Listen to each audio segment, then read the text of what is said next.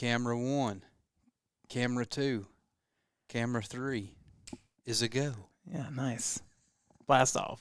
Blast off. You assume we have a problem. What's up, everybody? Welcome back to episode number 2. Deuce. Dose. In our spring 2025 small group podcast series. The title of this chapter in the book that we're reading, How to Pray, A Simple Guide for Normal People by Pete Greig. It's called Keep It Simple, or Keeping It Simple. Keeping it simple. And the title here, right out of the gate, he gives just an awesome quote or something. Let's see. Some advice that he got, yeah. He said, the best bit of advice I've ever received about how to pray was this: keep it simple, keep it real, keep it up. Yeah. So that's the title That's of it. the episode. Yeah. Yeah. Back with you again this week is myself, Jeremy. I'm associate pastor here at the church. And with me for another week, Mitchell Davidson. Hello, all. I had a great time last week. Oh, man, it was so good. Our pastor Clay got through his surgery well. He's recovering now. We're continuing to lift him up in prayers. Pastor, if you're listening to this, we love you, buddy. We love you, brother. Can't wait to get you back on your feet. Yeah. But yeah, I enjoy having you on the podcast, man. It's fun. It is fun. I love doing this. This is amazing. And if you could, if you're watching it, you can see. But if you're just listening, we got like a revamped studio this semester. We got a space for recording. We got the screen. We got the cameras. So it's really fun. And hope you guys enjoy the extra. I believe they do. The extra bit of fluff, if you will, that we're putting into the podcast and with the videos and stuff. Hope you guys enjoy that. So everybody likes it. It's visual. Yeah. Everybody likes to just put that on like, oh.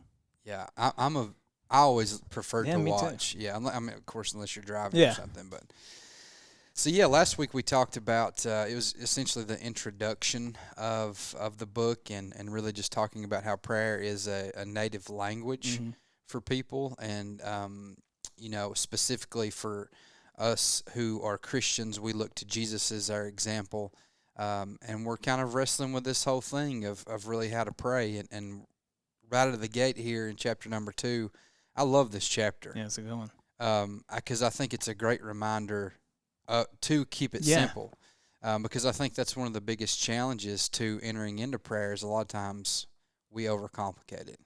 Too many times. Yeah. So what did anything right out of the gate that just jumped out to you, Mitch?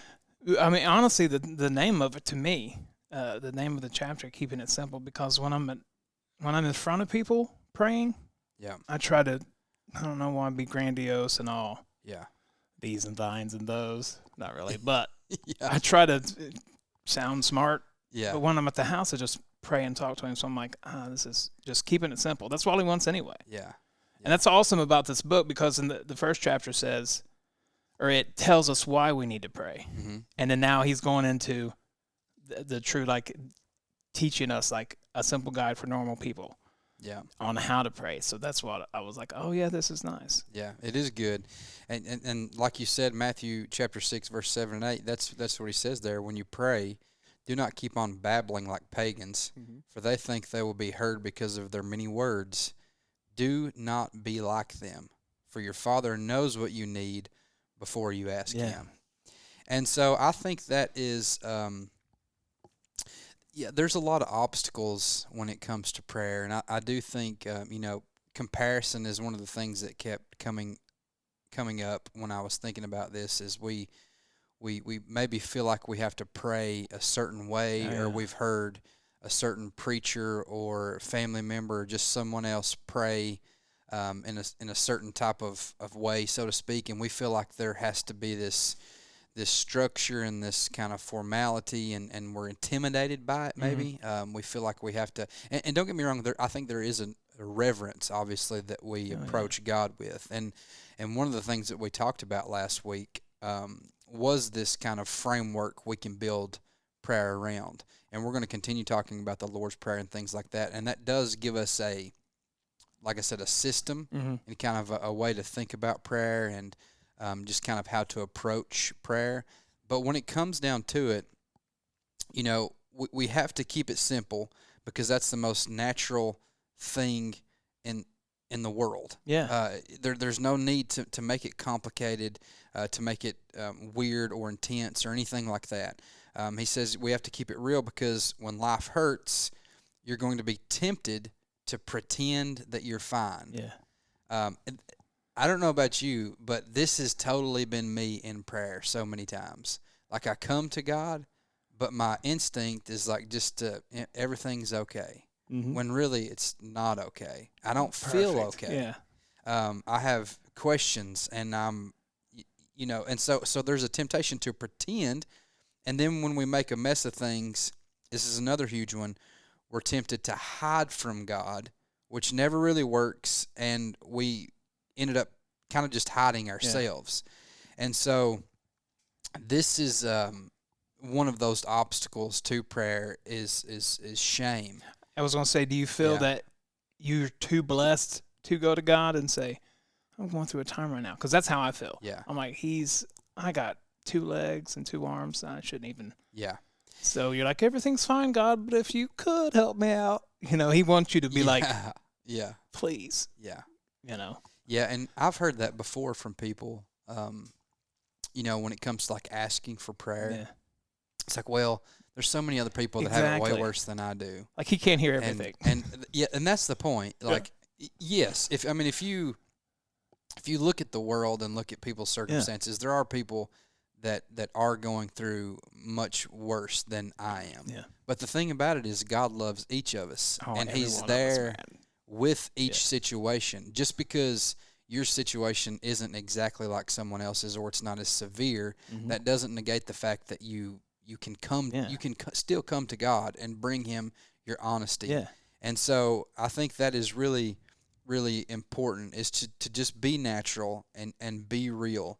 Because if not, you begin to almost put on this mask where you're hiding your true self from God, and then prayer it can feel kind of awkward. Oh even, yeah. And so you just keep it short, like, well, you're good to me. Yeah. Thank you. Yeah. It's like you're tiptoeing around things. Yeah, because sometimes I'm like, well, He knows, just like it says, He knows what we need before we need it. Yeah. But I never think about that when I need it. I'm always like telling someone that, like, hey, He knows what we need before we need it. Yeah.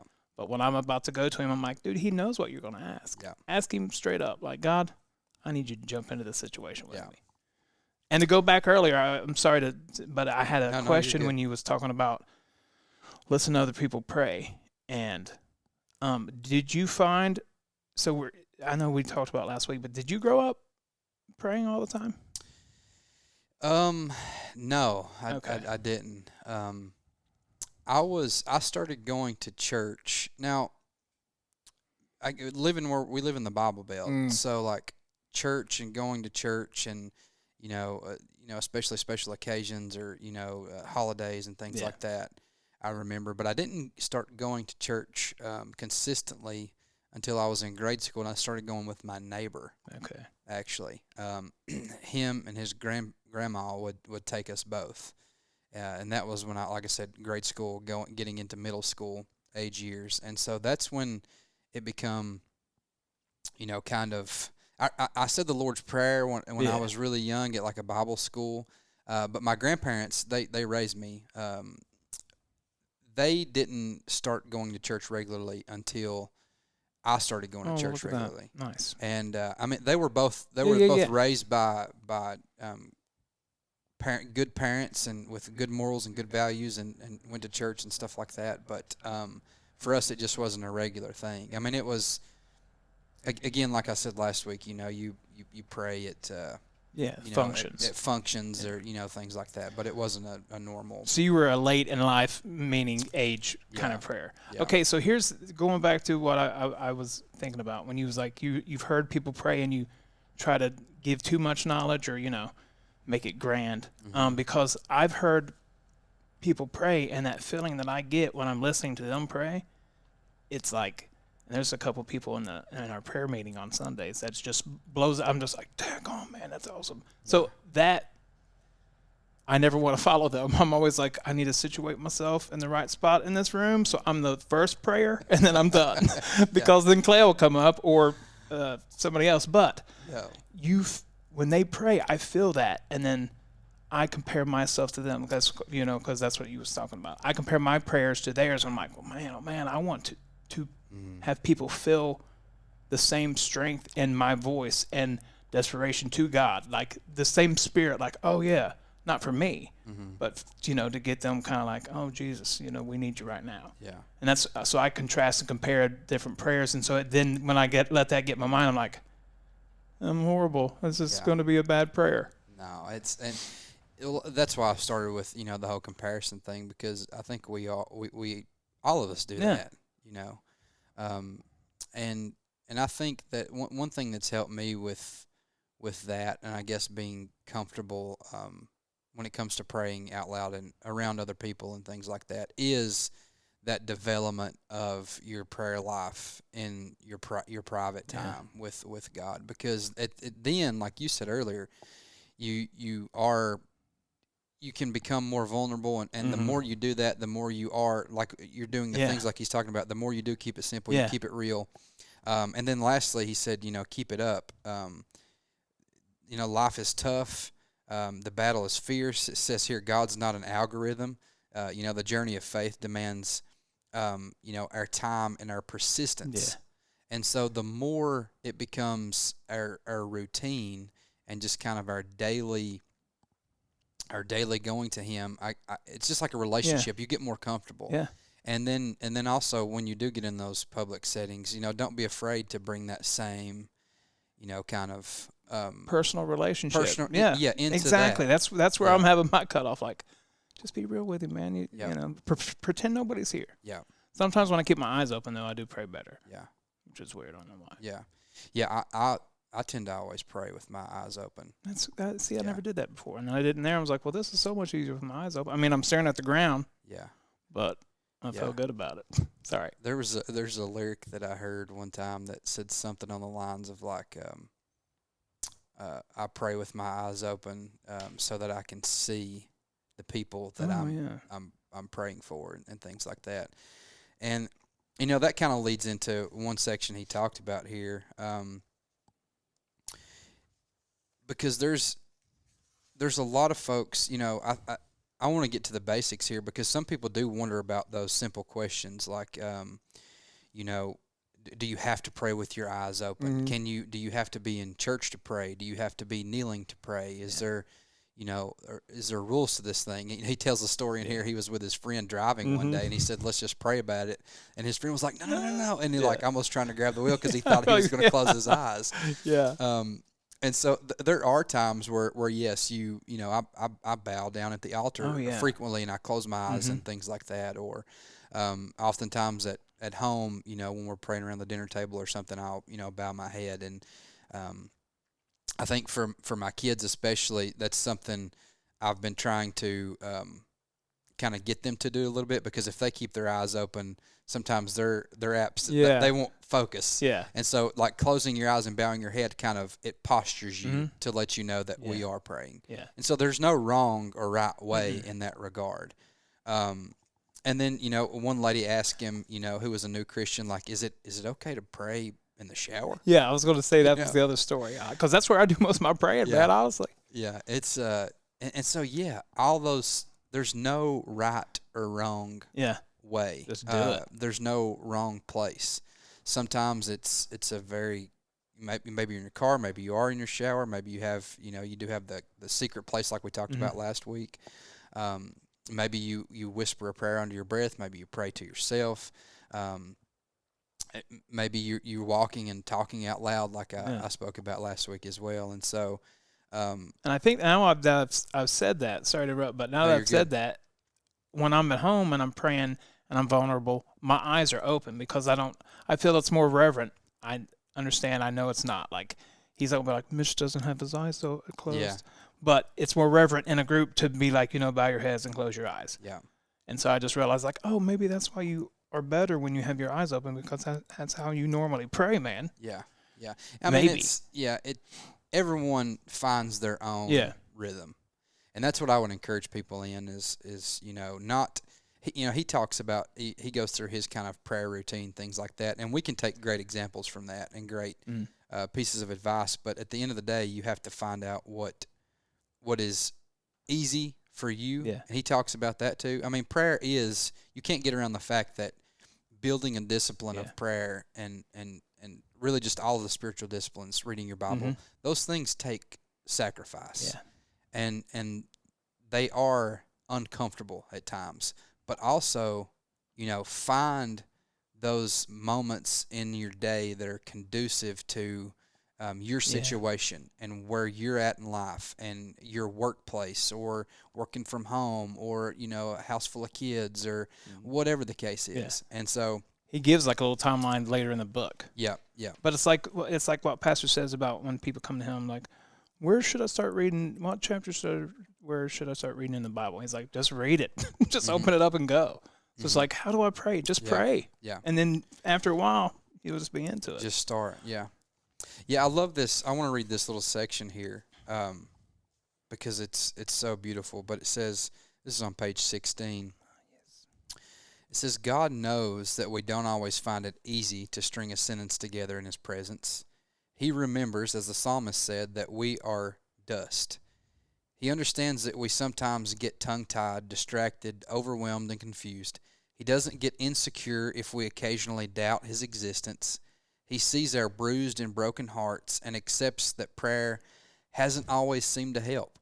He isn't in the least bit annoyed that we occasionally find talking to Him a bit boring, or that we would sometimes prefer to scale the Empire State Building covered in spandex than merely meekly to go into our prayer closet, close the door, and pray to our Father who is unseen.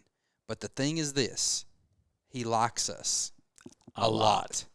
Yeah. And so when we go into prayer, He's there, and that's a really powerful truth. He's there waiting on you with a smile on His face. And that changes things. That does. I remember the exact moment that I first realized this truth. I was reading a book called The Explicit Gospel by Matt Chandler. And I was deer hunting. Oh. And I was in a ground blind. And it was morning, and I was just sitting there, and I had that book with me while I was just, waiting on the deer. Yeah. And I was reading that. And just as clear as anything I have ever felt, not audibly, but just in my spirit, it was as if God said, I love spending time with you. Nice. And that's a moment that marked my prayer life. Yeah. And marked my Christian journey, because it no longer became it didn't feel as if I was trying to, as we said earlier, tiptoe around God, because like we do struggle. We get overwhelmed. We doubt His existence. Prayer doesn't seem to work sometimes. We get bored. All those things are realities. Yeah. And sometimes we think that those things push God away from us, when the reality is He can handle it. Yeah.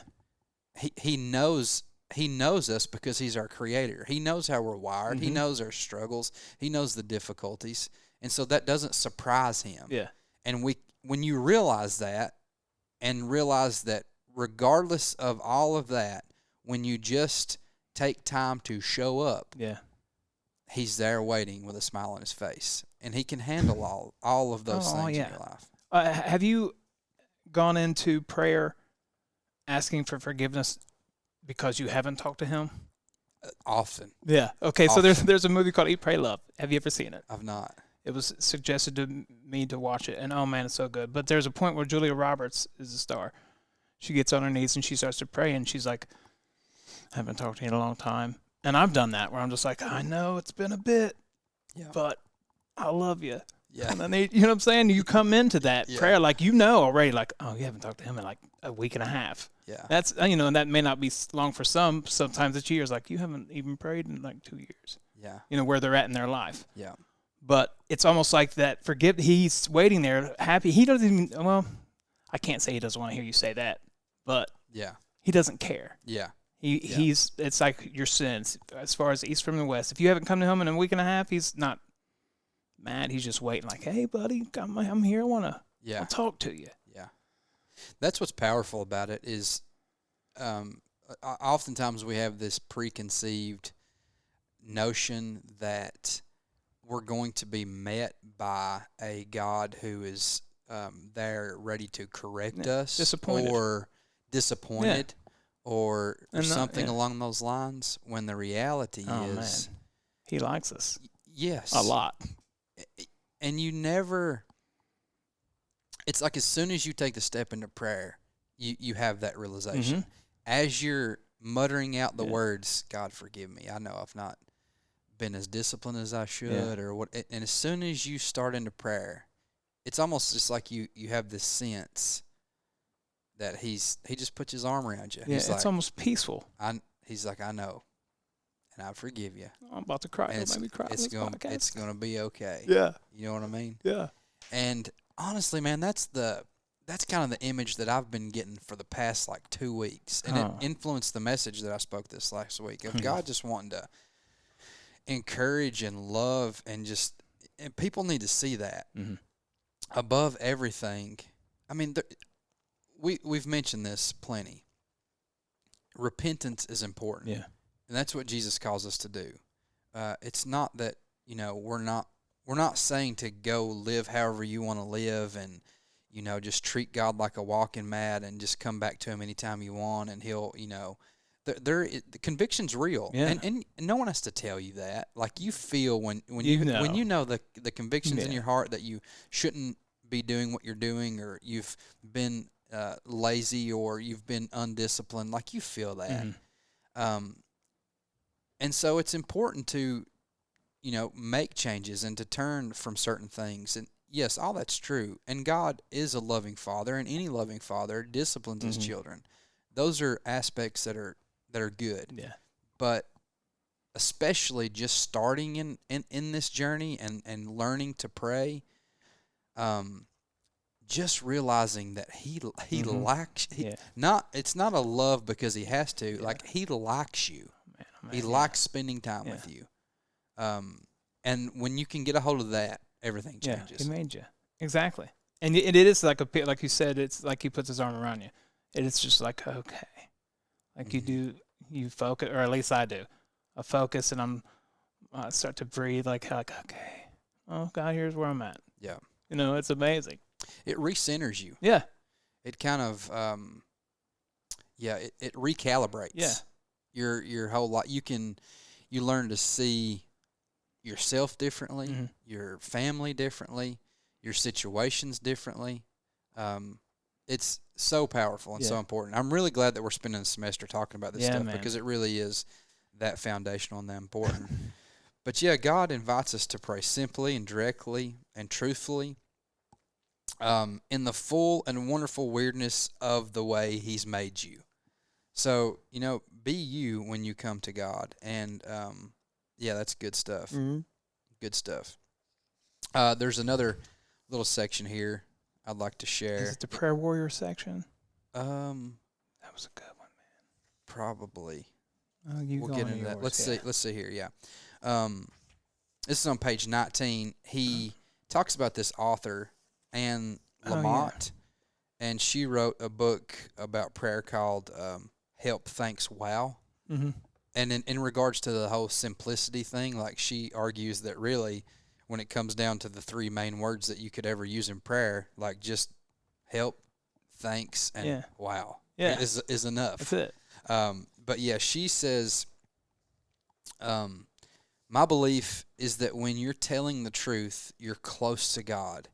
If you say to God, I'm exhausted and depressed beyond words, and I don't like you at all right now, and I recoil from most people who believe in you, that might be the most honest thing you've ever said.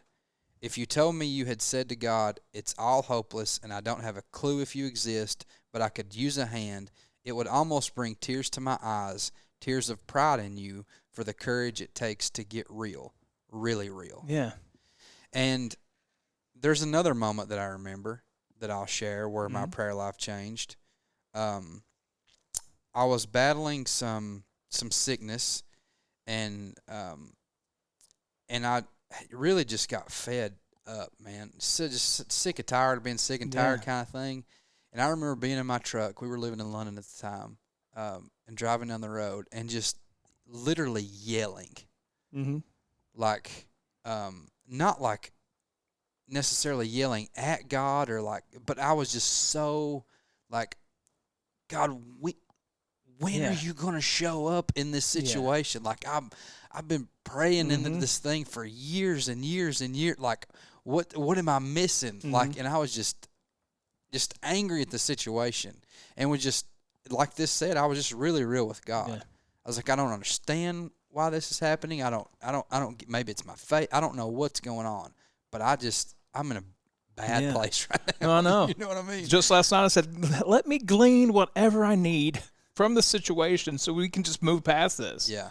You know? Yeah. And there's a lot of freedom that comes from that. And God can handle that. Oh, yeah. For one. He goes into this story. It's on page 20, and goes into 21, but basically he talks, his wife Sammy was in the hospital. She was waiting to have brain surgery. And basically his friend came along, and his friend, it was a really truthful, powerful prayer, but basically he was saying, because she was in pretty bad shape, and his friend was praying like, and he said, Lord, if this is your time to take Sammy home, would you please give Pete, the author of the book, the strength to bear what this situation. I was going to ask you about that. And he says that he just interrupted him, stood up, and basically was like pacing and yelling. And he said this, "No way, God, over my dead body." Yeah. And he said he was, out of the chair. He said, if you're planning to take my wife from me, if you're planning to take my mom or a mom from her two little boys, you're going to have to fight me for her. And the title of this little section is Picking a Fight with God. He goes on to say things like, if you're going to, you're gonna have to find someone else to do your PR work. Like I resign, I quit, all that stuff. And he just talked about how he was just howling out with pain. And he says it was one of the most honest prayers that he'd ever prayed. And for a long time, he was kind of embarrassed about that, and kind of ashamed about that. But the Lord showed him very gently after that he cherished his willingness to fight for his wife's life because he loves her too. Yeah. And so there was an honesty about him fighting for his wife and her life, and how God kind of just showed him that he, he cherished that willingness for him to do that. And, that's, again, there are seasons of life where that's just the reality for us. Yeah. And we have deep hurt and deep struggle and deep pain. And if we're not going to God with honesty about how we feel, again, we're just kind of putting a mask over ourselves. And when we become vulnerable, almost like in the Garden of Eden, they were naked and unashamed, and that, they were bare before God. When we try to cover ourselves up and hide from God, great point, man. That's awesome. Yeah. It's, God knows where we're at, but he could, but there's this beauty of going back to this place of, quote unquote, getting naked before God, so to speak. And I don't mean that in any kind of way other than just like really becoming vulnerable. Expose yourself. Exposing, he knows. Exposing what you're really going through before God. And that's where he meets you. Yeah. Well, when I was reading that, and I was, thinking of today, my question to you was this, but then you answered it with when you lived in London. So was your prayer then like you were just irritated, right? Yeah. Because you were kind of fed up. Yeah, I was irritated. I had doubts. I was, I don't think I wasn't like in a sense of like, walking away from faith or anything like that. God had done so much in my life. He's proved himself, so to speak, over and over and over. So, it wasn't anything like that, but I was just like, just really frustrated and just so tired of having to, because, with Crohn's and everything else, it's 2008. It's been like 16, 17 years that I've been kind of, fighting these different, and for the majority of the time, I'm really good, but there's been times where it's been really bad. And yeah, but like I said on Sunday too, those times are without a doubt, they have become the most powerful Oh times in my yeah. life because they push me into a place with God, a relationship with God that I hadn't really tapped into before. Yeah. And yeah, you learn to get honest with God. And the funny thing is when you're honest with God, just like he talks about here, the revelation that he got after was he probably wouldn't have gotten if he hadn't been vulnerable Oh yeah, with yeah. God. You know what I mean? It's Yes. like you learn the true nature of God and his character and his love for you, and you can, even if you don't understand fully, you can be okay with not being okay. Yeah. But you have to be real with God in those moments before you can get to that point of like, okay, God, I'm going to walk through this, and even though I don't understand, even though it hurts, even though the prayer that I'm praying may not get answered the way I want it to Oh yeah. want it to be answered, I understand that you're good and that you're God and that you're going to use all things Yeah, man. to help strengthen me, to help Thanks. grow me, and that's just a beautiful thing, Yeah. you know. When you're going through it, it's hard. It doesn't feel that way. It doesn't feel that Not at all. flattering. Yeah. But on the other side of it, But I've never been in this situation, like, because I have come to him irritated. yeah, I'm like, come on, man. yeah, I've done this. But so when I was reading this section, I was like, I don't have a wife or children, so I can't. yeah, No, I know it's huge. I know that has to be just devastating to you. So when I was reading this, I was like, oh, dude, he totally is like calling God out. yeah, But you know what I'm saying? And I was like, I would be afraid almost to be this way. yeah, For some reason, Yeah. I was thinking that during this, and I was like, I wonder if Jeremy has been in that situation where he's like, no, these are my children. Like, I Yeah. feel maybe every parent yeah, probably feels that way. Like, you take them, you better take me, yeah, because I won't be able to make it. yeah. I mean, Or, something to that effect. yeah, and even like recently, my good buddy Jonathan, and we've been praying for his son, here Yeah. at the church, and battling cancer and undergoing surgeries, and just praying and believing for God to do a miracle, and he's been with him for sure, but at the same time, there's a lot of unanswered prayer Yeah. too, in the sense of they, wanting that stuff just boom, God to show up and it be gone completely, but he had to go through another surgery now that he's going through chemo, and like he's a close friend, and there's been times I've been praying in that situation. It's just like, I don't get this, God. Yeah. Like, Yeah.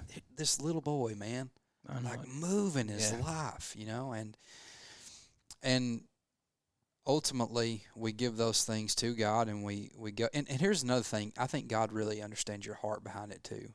There's a big difference between hurting and going to God and Mhm. being vulnerable Yeah. versus just being like mean Mad. and calling God out, Yeah. like and trying to argue with him in that kind of Yeah. weird way. There's a big difference in the True. posture of a Yeah, person's okay. heart. Yeah, You know what I'm yeah. saying? I do. I do. Yeah, because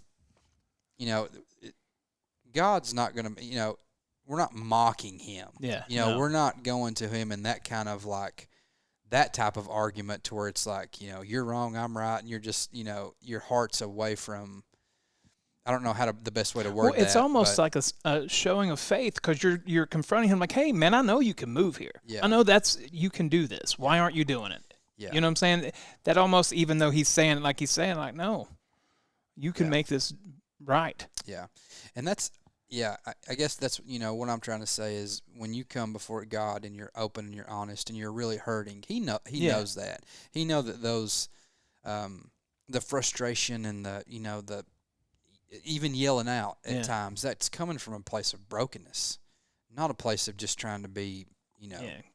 not respectful or Yeah, anything exactly. like that. So there, I don't believe in you anymore. Yeah, Nothing like that. It's there's- just like, yeah. I know you're real. I know you Yeah. exist. I know you can move. Yeah, there's a Do it. difference there. Yeah. Yeah. There's a difference there.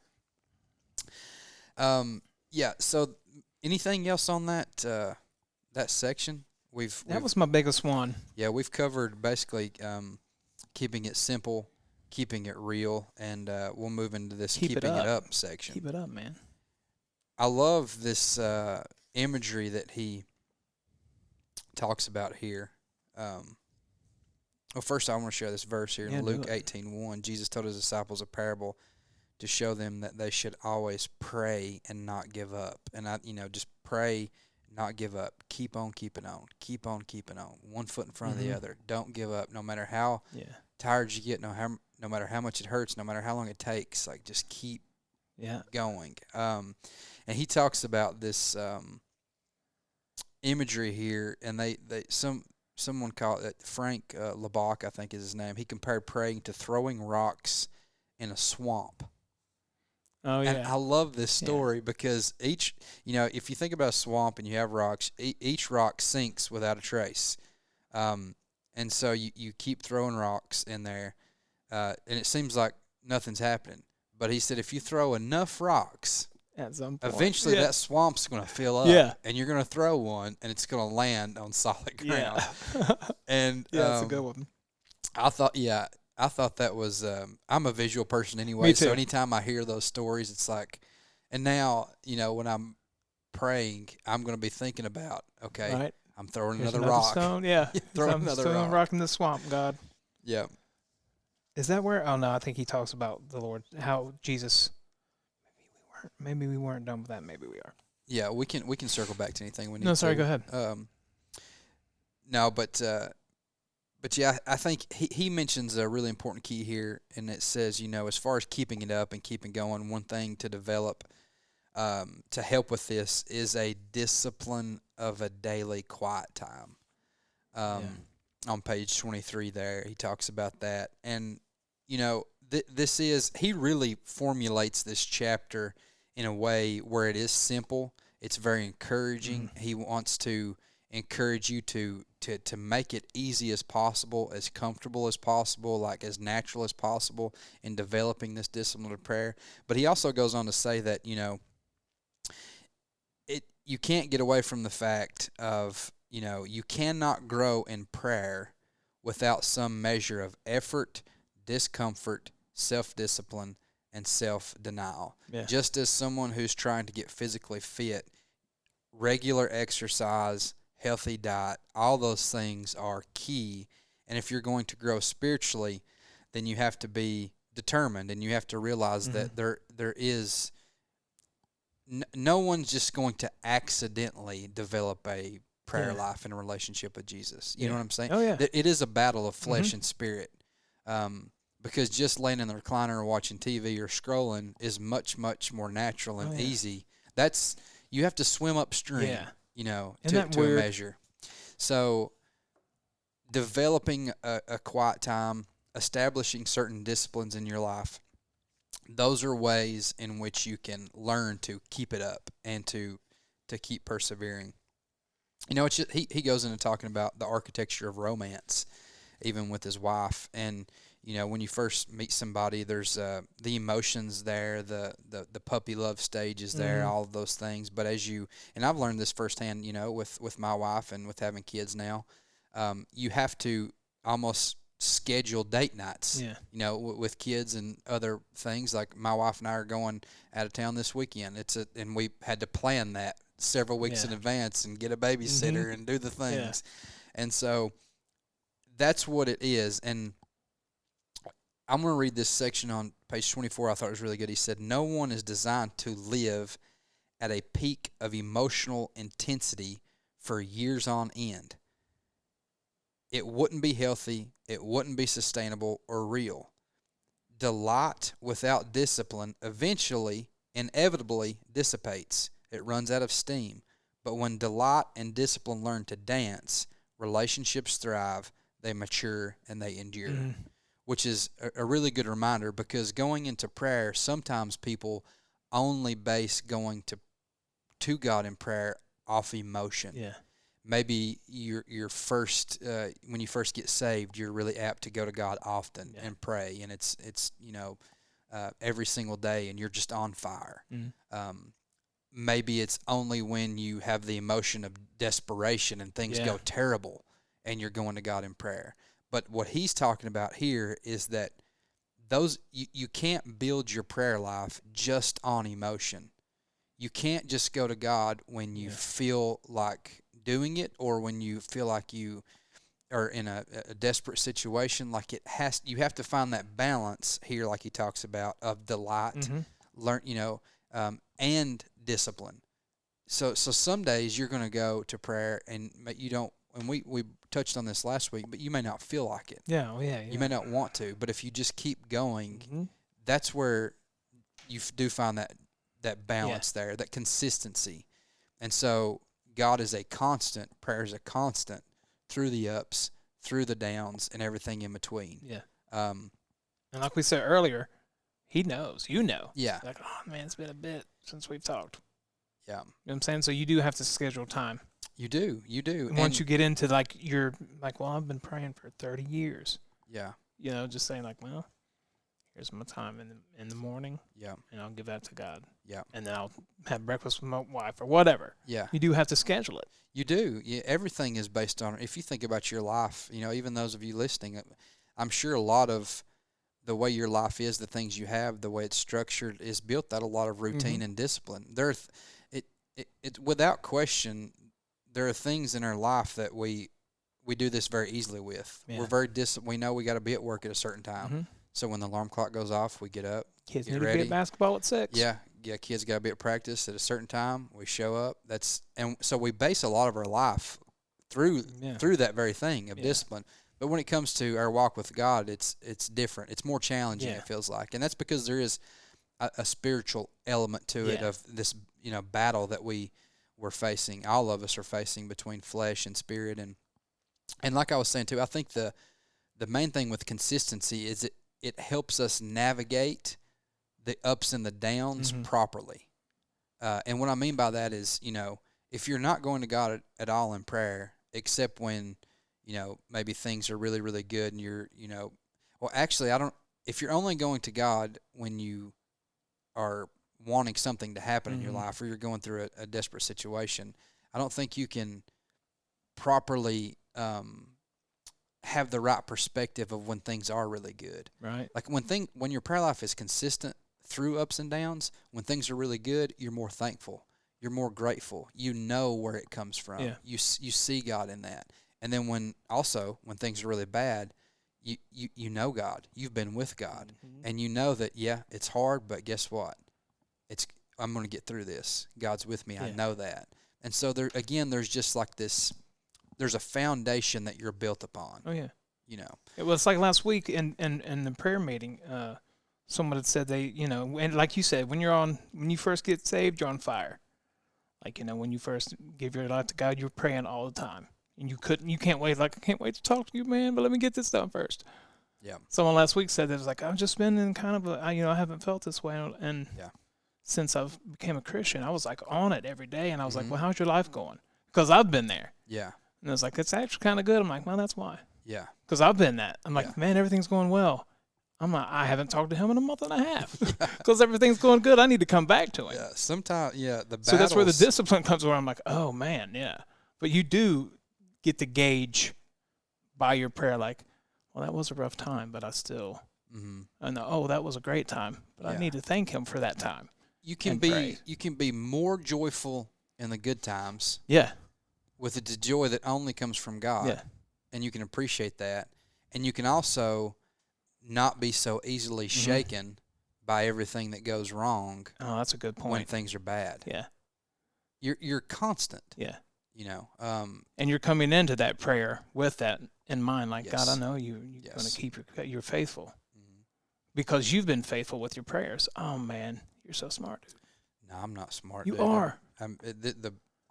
This guy's smart. Like, this Peter's smart. Pete's smart. And these are, a lot of this you learn over time and as you continue to grow. He says here, a Christian who prays only when they feel like it may survive, but they'll never thrive. Yeah.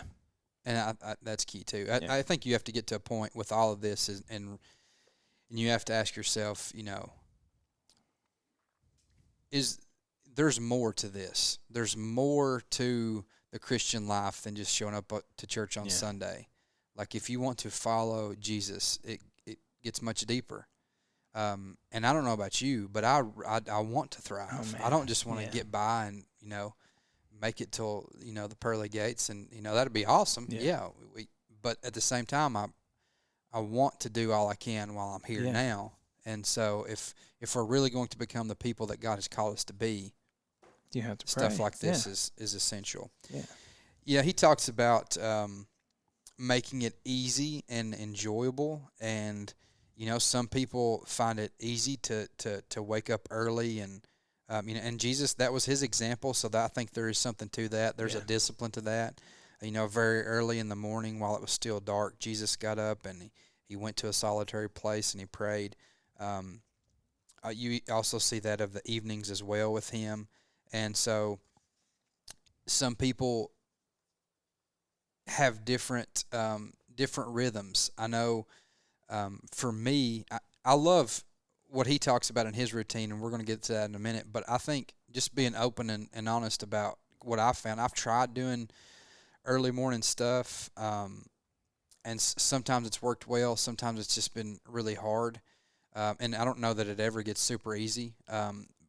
Based on my schedule and the way things work in my life, like during the day, like midday, carving time out, that's like a really good time for me, personally speaking.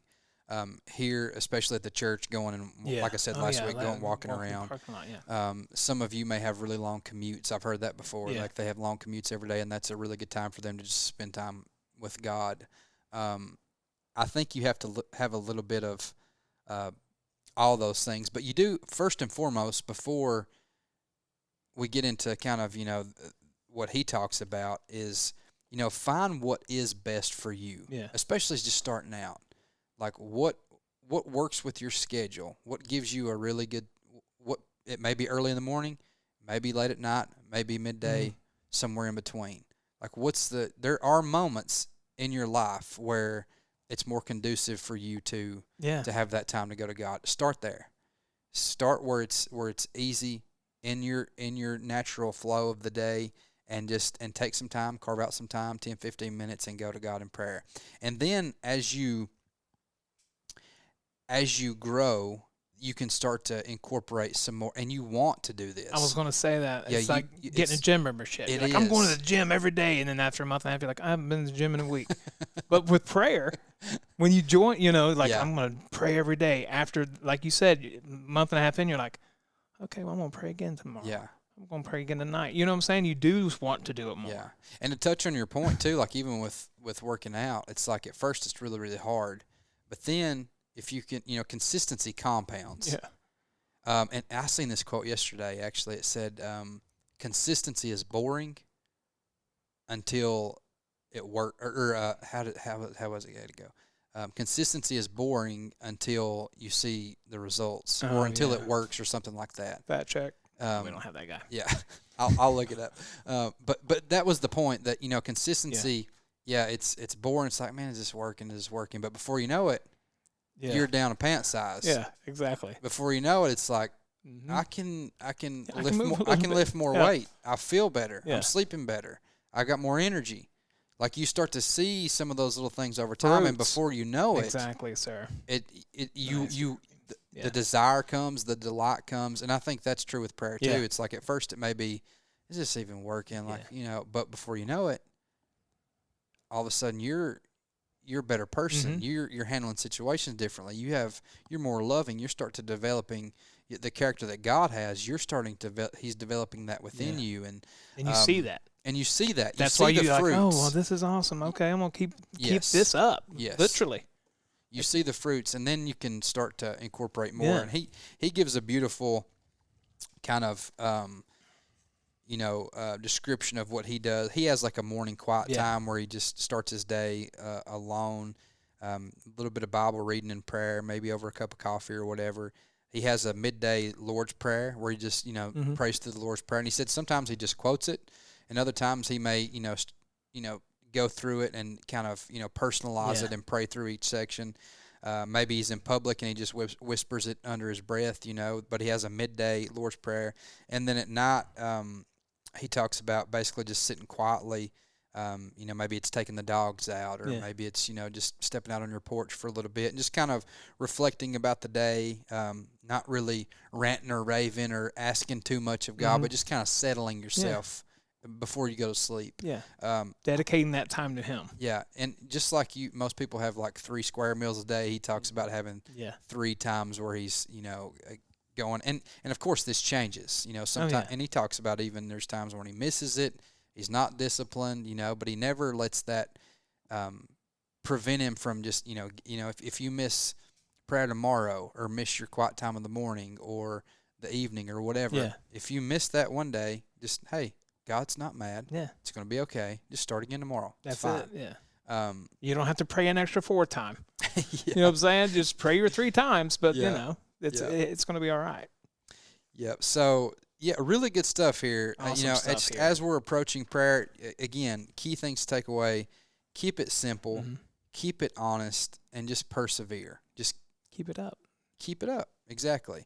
We're going to dive more into things like the PRAY process. Next week, actually, we're going to get into the pause section, learning to slow and center ourselves. Again, there's more resources for you at prayercourse.org if you want to look into certain things on there.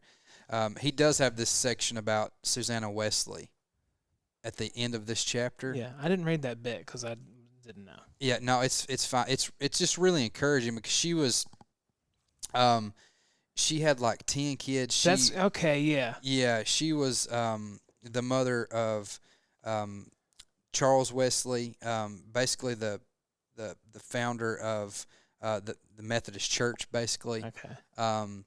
And so she actually lost like 9 kids, but raised 10 kids. Dag. Her husband kind of had some trouble, spent some time in jail.